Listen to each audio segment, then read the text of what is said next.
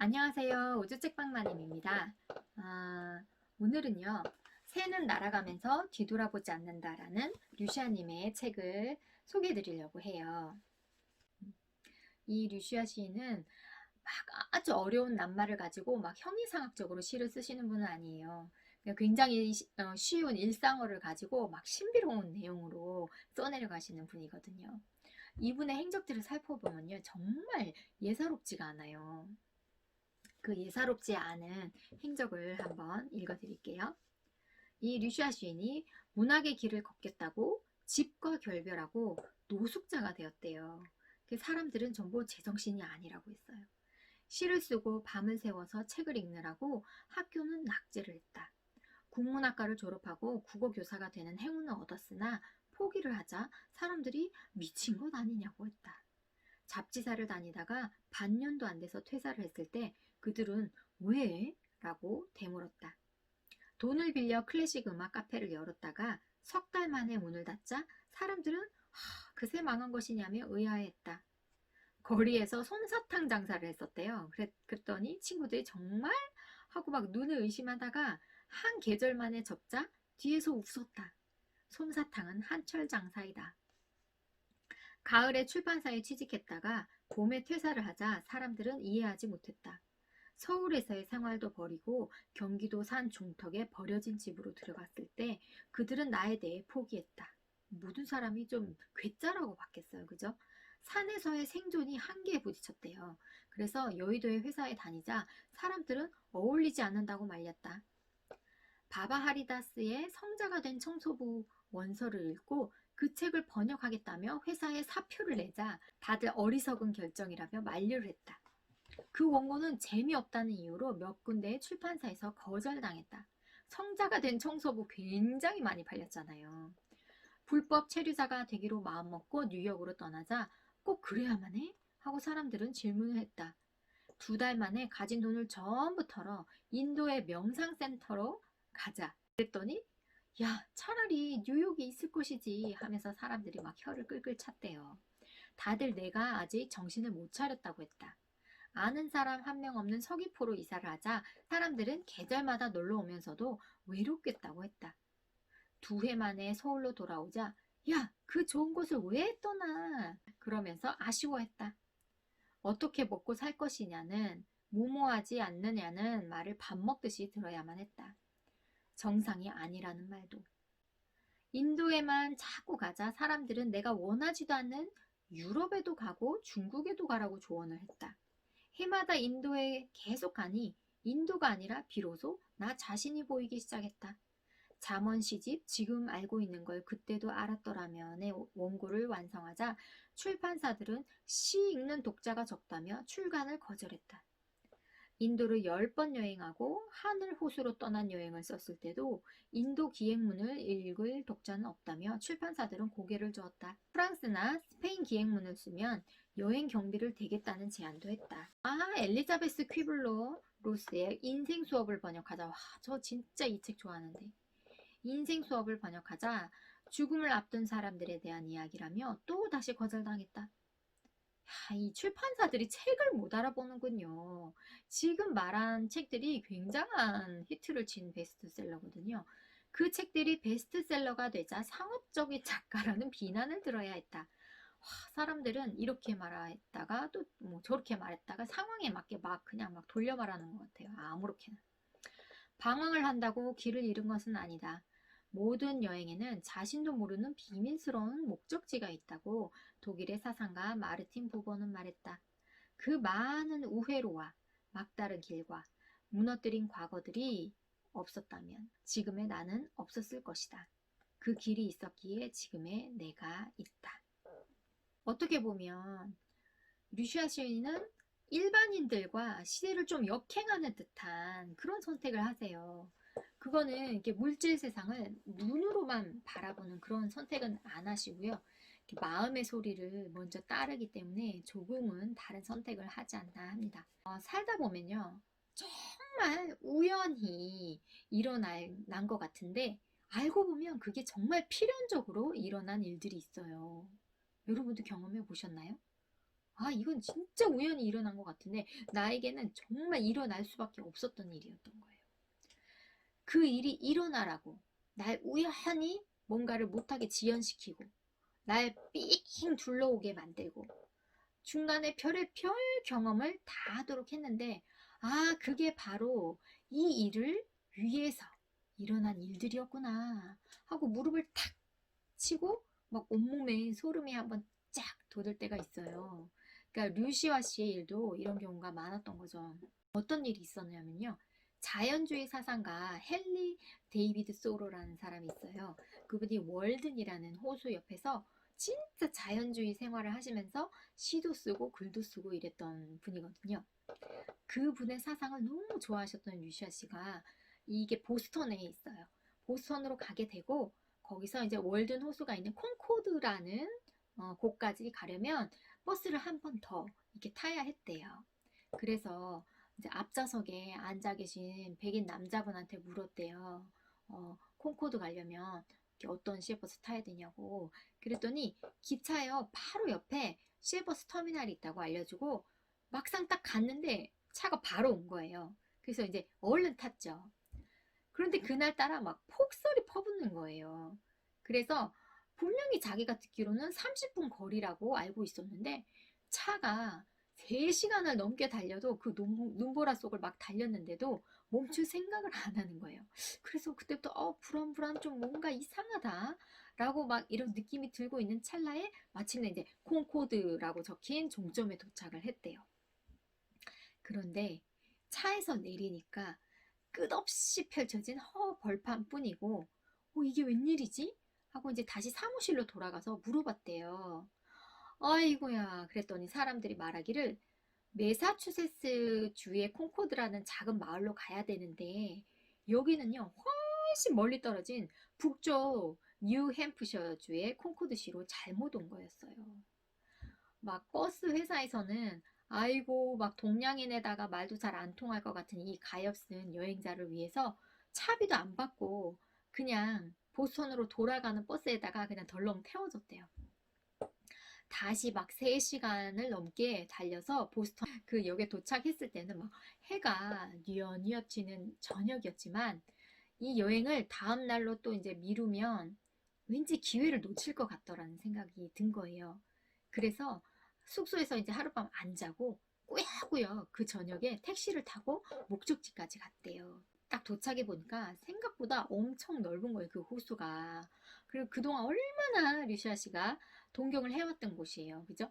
그곳에 대한 막 감동으로 막 어두워졌어도 그 산책로를 한 바퀴를 막 돌고 있었대요. 그런데 그 인적이 막 끊겼잖아요. 지금 저녁 때가 어둑어둑 다 돼가니까 사람도 한 명도 없고 인적이 끊긴 호수 중간에서 한 백인 노인분하고 탁 마주친 거예요. 그분도 이 저녁에 갑자기 막 나타난 막 머리도 이렇게 자른 것도 아니고 장발을 하고 있는 동양인을 갑자기 만나니까 깜짝 놀란 거예요. 그분도 이제 막 서로 이제 어색하게 인사를 나눈 뒤에 자연스럽게 이제 이야기를 몇 번 이제 막 하게 됐는데 알고 보니까 그분도 이 데이비드 소로의 책을 읽고 40년 전에 콩코드로 이사를 아예 왔대요. 이사를 다 와가지고 이 자연주의 사상을 실천하면서 살고 계셨던 분이셨던 거예요. 그래서 그분이 대화를 하다가 계획에도 없이 이 류시아 시인을 집으로 초대를 해가지고 저녁도 함께 먹으면서 밤늦도록 이야기를 나누고 이튿날 여행지들을 막 방문하기도 한 거예요, 함께. 그래서 그분과는 깊은 교류로 이제 친한 친구 사이가 되었죠. 근데 이분이 그때 이제 암을 가지고 계셨나 봐요. 병이 있으셨는데 엄청 친해졌나 봐요. 여기서 이제 류시아 작가가 생각을 하는 거죠. 만약에 그날 자기가 엉뚱한 콩코드시로 가는 실수를 저지르지 않고 너무나 버스를 잘 찾아 타가지고 곧장 월든 호수로 바로 갔더라면 이 백인 노인을 만날 수 있었을까? 내 마음에 남아있는 이렇게 아름다운 이 한 영혼을 만나는 행운을 내가 누릴 수 있었을까? 겉으로 보면요. 먼 길을 삥 돌아서 월든 호수로 간 것 같이 보이지만 실제로는요. 그것이 그 백인 노인과의 만남을 향해서 가는 가장 빠른 지름길이었던 거예요. 그분을 만나게 해주기 위해서 인생이 나에게 그런 실수와 시련을 주면서 돌아가게 했던 거죠. 이런 만남을 이루게 해주기 위해서. 우리는 이렇게 많은 길을 돌아서 기적처럼 어떤 목적지 혹은 어떤 사람에게 도착을 하고요. 때로는 그 우회로가 지름길이 될 수밖에 없었다는 거죠. 이런 말이 있어요. 신은 길을 보여주기 위해서 길을 잃게 한다라는 말이 있어요. 우회로가 뜻밖의 선물과 예상하지 못한 만남을 안겨주는 거죠. 먼 곳을 돌아서 알고 보면 그것이 바로 곧바로 목적지로 가는 거예요. 이게 바로 여행의 신비고 또 우리 삶의 이야기가 되는 거죠. 직선으로 곧장 가면요. 그 길에 뭐가 있었는지, 풀꽃이 폈는지, 바람이 불었는지, 꽃내음이 났는지, 꿀이 있었는지 아무것도 볼 수가 없어요. 길을 가는 과정의 즐거움을 모두 다 놓치게 되는 거죠. 우리가 살다 보면 막 불필요하게 막 헤매는 것 같고, 왜 이렇게 곧장 가면 될 것 같은데 왜 이렇게 빨리 도달하지 못하지? 막 엄청 답답해도 막상요 목적지에 딱 도달해서 보면 어머 그 길이 바로 지름길이자 내가 갈 수 있었던 유일한 길임을 깨닫게 될 때가 온다는 거죠. 시인 루미가 말했어요. 나는 많은 길을 돌아서 그대에게 갔지만 그것이 그대에게로 가는 직선거리입니다. 라고 말이죠. 굉장히 마음에 울림을 주는 그런 말이지 않나요? 책 128페이지에 운디드 힐러라는 말이 나와요. 모든 치유자는 상처 입은 사람이다 라고 칼 융이 말했는데요. 이게 무슨 말이냐면 온디드 힐러, 자신이 상처받은 사람이 오히려 남을 치료해주는 사람이 될 수 있다라는 거죠. 자신이 아파본 만큼 다른 사람의 아픔을 이해할 수 있는 거예요. 이 말 너무나 공감 가시죠? 자기가 아파보지 않고 남을 공감하고 위로하기란 정말 어려운 일이에요. 그거는 어떻게 보면 그 사람이 알아채요.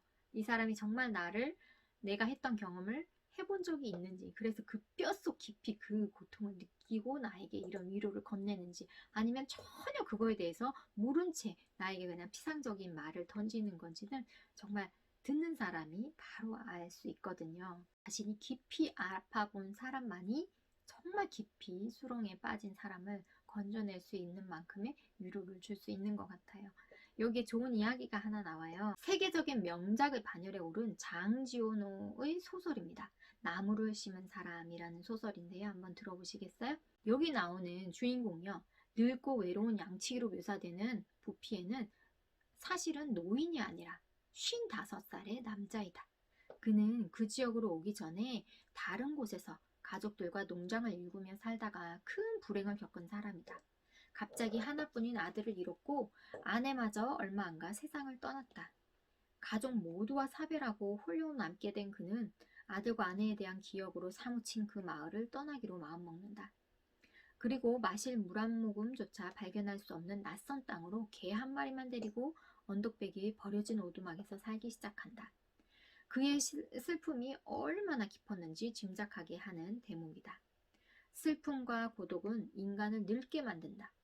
심지어는 말하는 습관을 잃어버릴 정도로 외로운 생활을 했다. 그렇게 3년을 외톨이로 살던 남자는 어느 날 오두막 문을 열고 세상 밖으로 나온다. 그가 시작한 일은 야생 라벤더 외에는 아무것도 자라지 않는 척박한 산비탈에 씨앗을 심는 일이다. 밤마다 도토리 열매들을 꺼내서 탁차 위에 탁 펼쳐놓고 좋은 놈들만 고른다. 금이 가지 않고 아주 성한 것들만. 아픔을 딛고 일어서기 위해서는 자신의 감정 중에서 건강하고 긍정적인 것만 선택해야 하는 것과 같다. 부서지고 금간 감정들은 조심스럽게 골라내야 한다. 그렇지 않으면 그것들이 인생의 사양문을 모두 빼앗아가기 때문이다. 그 작업이 사실은 그에게는 치유의 과정이었던 거예요. 그 작업을 꾸준히 실천해가지고 무려 37년 동안 매일 100개의 실한 도토리를 산비탈에 매일 심었대요. 마침내 수십만 그루의 나무가 싹을 틔우고 그렇게 해서 막 피폐했던 땅이 산림으로 변하고 공기가 달라지고 단 3명밖에 살지 않았던 마을은 10,000명의 주민이 사는 곳으로 변화를 했대요. 한 사람의 행동이 폐허를 아름다운 터전으로 바꿔놓은 거죠. 죽은 땅에 지팡이로 구멍을 뚫고 씨앗을 심으면서 본인의 슬픔을 파묻고 삶의 희망을 심었다. 이 일을 통해 자신의 아픔을 치료하고 나아가 대지의 상처인 황무지까지 치료할 수 있었다. 어떤 시인이 그랬어요. 상처 입은 그 구멍으로 빛이 들어오는 자리라고. 그러니까 절대로 절망하거나 스스로를 막 나락으로 밀어버리시면 안 돼요. 슬픔을 바닥 끝까지 느끼시고 거기서 정말 이만한 조그만 기쁨이라도 발견이 된다면 그냥 감사하세요. 감사하고 또 감사하면서 이 어려운 시기를 버티시면 반드시 그 큰 여러분 가슴에 난 커다란 그 구멍에 빛이 차오를 날이 올 거예요. 막 넘치도록 풍요로운 평화도 찾아올 거고요. 그런 날이 반드시 올 거니까 우리 같이 힘내자고요. 이 류시아 시인의 친구인 탁발성 마노즈 바바라는 사람이 있었대요. 선민 집안에서 태어나서 초등학교를 중퇴하고 줄곧 바구니를 이고 다니면서 노상에서 땅콩을 구워 팔고 있었대요. 얼마 후 고향 옆에 마을에 처녀와 중매 결혼을 했대요. 그런데 그녀 역시 겨우 끼니를 잇는 집안 출신이라서 결혼 지참금을 가져오지를 못했대요. 하지만 그는 가장답게 열심히 땅콩을 팔았대요. 하루 종일 땅콩을 팔아도 수입이 별로였지만 아침마다 빼빼 마른 몸으로 바구니를 이고 나갔대요. 결혼 생활 반년이 지난 어느 날 아침에 땅콩 바구니를 이고 나갔다가 뭔가를 놓고 나왔다는 걸 알게 된 거예요. 그래서 그 사람이 다시 집으로 들어갔대요. 방문을 열자 아내가 다른 남자와 누워 있었대요. 옆방에 새든 남자였대요. 순간 무중력 상태에 있는 것처럼 시간이 멈춰버렸대요. 생각이 정지하고 삶이 정지했다. 진공의 병속처럼 아무 소리도 들리지 않았다. 정신을 차린 그는 남녀를 향해 땅콩 바구니를 집어던졌고 여자는 친정으로 도망쳤다. 모든 것이 산산이 무너졌다. 그 후 그는 아내를 한 번도 만나지 않았다. 결혼 전부터 그 남자와 애인 관계였대요. 전통에 따라 중매 결혼을 할 수밖에 없게 되자 그 남자가 그 옛날 애인이었던 그 남자가 그녀를 따라와가지고 옆방에 새들어 살았던 거예요. 그 사실을 나중에 알게 된 거죠.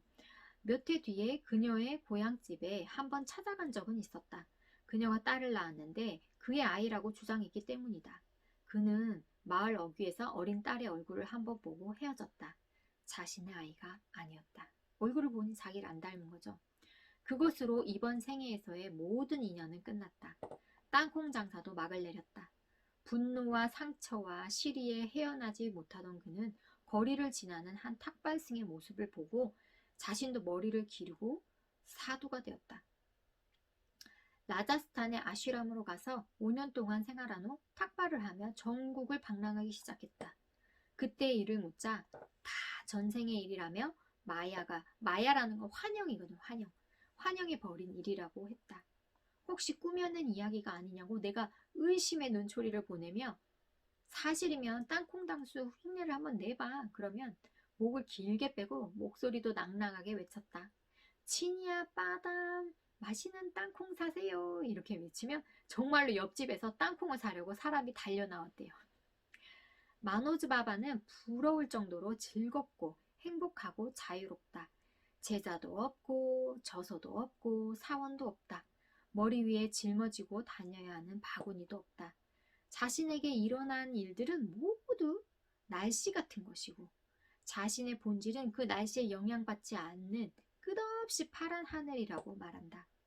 그는 자신에게 일어난 일들이 보낸 메시지를 귀 기울여 들은 사람이다.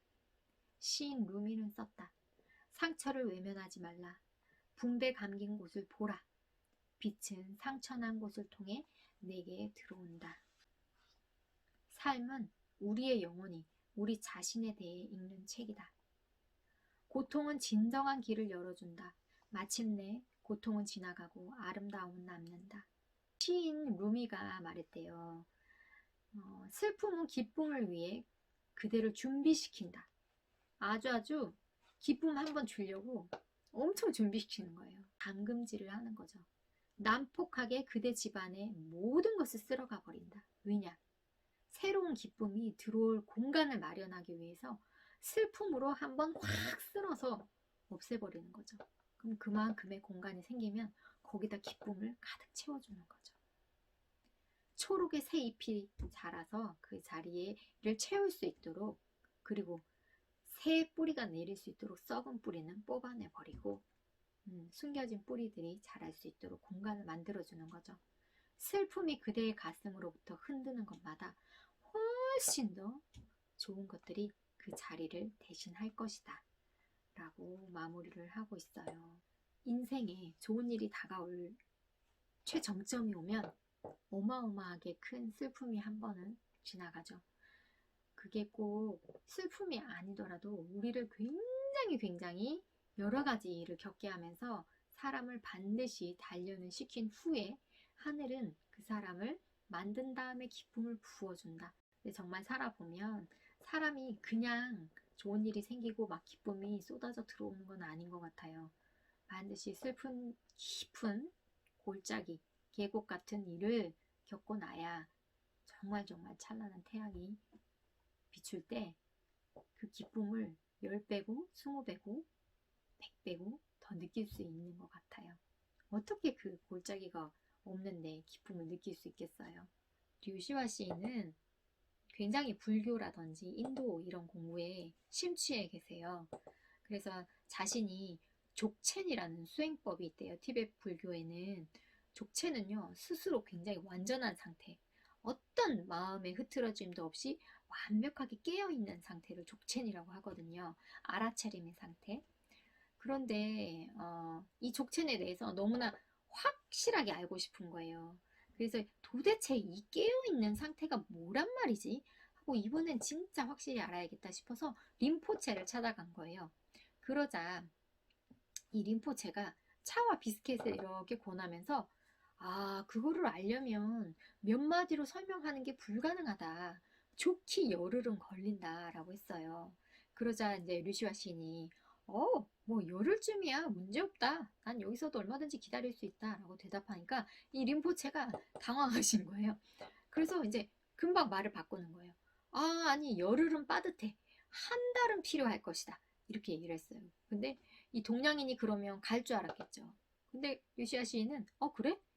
그것도 문제 없어 라고 대답을 하니까 너무 놀란 거예요. 그래서 아니 그게 아니라 기본기를 배우는 데만 석 달이 걸리고 제대로 터득을 하려면 1년도 부족하다 막 이렇게 말을 계속 바꾸더래요. 나중에는 1년이 3년이 되고 3년이 5년까지 늘었대요. 그런데 이제 이 류시아 시인이 오기가 발동을 한 거예요. 아니 들어보세요. 나는 이번 생을 다 바쳐서라도 꼭 배우겠어요 라고 선언을 하니까 이 림포체가 너무 당황을 하면서 나는 설명을 해줄 수 없으니 다른 림포체에게 가는 게 좋다면서 가르쳐 주질 않고 그냥 내보내더래요. 근데 그 당시에는 류시아 시인이 굉장히 엄청 당황을 했겠지만 나중에 생각해 보니까 이렇더래요. 만약에 자기가 그렇게 가르쳐 달라고 했을 때 림포체가 족첸에 대해서 만일에 바로 가르쳐 주었다면 자기는 지식이 하나 는 거잖아요. 그러니까 그만큼 에고가, 나 자신 에고가 이만큼 커져서 족첸에 대해서 막 아는 체를 하고 다녔을 거라는 거죠. 그러면서 다른 사람에게 라떼는 말이야 막 이런 것처럼 족체는 말이야 막 이러면서 설명을 해줬을 거고, 그러면서 자기 자신의 에고가 또 이만큼 더 커졌을 거라는 거죠. 그 결과 진짜 깨달음의 상태라는 걸 지식으로만 아는 거죠. 그러니까 진짜 참 의미하고는 점점 멀어진 행동을 했을 거라는 거죠. 자기하고. 림포체가 만일에 림포체는 스승과 같은 이런 사람인데 그럼 왜 안 알려줬을까요? 그분의 역할은 그 질문에 궁금증의 깊이를 더 깊게만 해주는 것이 그분의 역할이었던 거예요. 그걸 알고 계신 거죠. 내가 지금 이 사람에게 답을 툭 던져주는 게 내 역할이 아니다. 그거 있잖아요. 마치 출가하신 스님들이 뭔가를 배우려고 할 때 큰 스님 하고 찾아가가지고 뭘 배우고 싶습니다. 이렇게 하면 스님들이 왜 너는 네가 뭐라고 생각하니? 이렇게 이제 화두를 하나 툭 던져주시잖아요. 그러면 작은 스님들은 막 거기 내가 뭐지 과연? 뭐 이러면서 거기에 답하기 위해서 3년이고 5년이고 고민을 하다가 스님에게 다시 이제 저는 제가 뭐인 것 같습니다. 얘기하면 네가 정말 그거인 것 같다고? 막 이러면서 이제 계속 질문을 던져주고 더 깊게 그 질문의 본질로 들어갈 수 있게끔 해주는 게 바로 그 스님의 역할인 거죠. 그러면 왜 그렇게 하지 않느냐? 그렇게 해버리면 그의 삶을 송두리째 빼앗는 일이 돼버리는 거래요. 왜 새가 알에서 나올 때 두 다리로 힘껏 막 껍질을 밀고 깨고 나와야 되는데 이때 사람이 이렇게 톡톡톡 같이 이제 도와주겠다고 깨져 버리면 다리 힘이 부족해가지고 나온다 한들 뭐 이렇게 걸어 다니지도 잘 못하고 날지도 못하고 오히려 도태가 돼버리는 거죠. 왜냐? 필요한 과정이 생략되었기 때문이잖아요. 막 힘을 쓰는 그 과정이 생략되어서는 안 되는데 도와준답시고 해주는 바람에 생략돼 버린 거잖아요. 그래서 땅을 박차오르고 나를 수가 없는 거죠. 프랑스의 철학자가 질 들레즈라는 사람이 있어요. 그 사람이 말하기를 나처럼 해봐 라고 말하는 사람 곁에는 아무것도 배울 수가 없다라고 했어요. 그럼 어떻게 말하는 사람과 함께 해야 되느냐? 나와 함께 해보자 라고 말하는 사람만이 우리의 스승이 될 수 있다라는 거죠. 야야야 나처럼 해봐 나만큼 하면 돼 이런 사람은 스승이 될 수 없다는 거죠. 막 해박하고 논리정연한 설명으로 막 보여주고 막 이런 것보다 존재로서 보여주고 무건 속에서 나의 진면목과 내가 만날 수 있도록 도와준 이들이 나에게 진정한 자유의 세계를 열어준 그걸 도와준 사람인 거죠. 세상에는요 정말 진리에 대해서 설명하는 사람이 많잖아요. 근데 그것들이 마치 공식처럼 들려주는 설명은 본인에게 독과 같다는 거죠. 당신이 뭔가를 추구하는 길로 들어섰을 때 아우 나는 모든 해답을 다 알고 있어요. 막 이렇게 말하면서 다가오는 사람이 있다면 그 사람을 따르지 말아야 한답니다. 왜냐고요? 아우 나를 따르세요 라고 말하는 그 사람의 목적지인 거지 나의 목적지가 아닌 거예요. 나를 내 목적지에 데려다 주는 게 아니라 그 사람의 목적지로 데려가는 거예요. 그러니까 함부로 따라가시면 안 되는 겁니다. 나의 길을 내가 직접 겪어내면서 묵묵히 가시면 됩니다. 스스로 고민하고 뼈저리게 통찰하는 그 과정이 진짜 과정인 거죠. 이 책에는요, 또 이제 뭐 인디언 부족의 이야기라든지 다른 재밌는 이야기들이 굉장히 많아요. 그래서 제가 다음번에 오늘은 여기까지 하고 다음번에는 그 일화들을 중심으로 또 소개해 드릴게요. 안녕.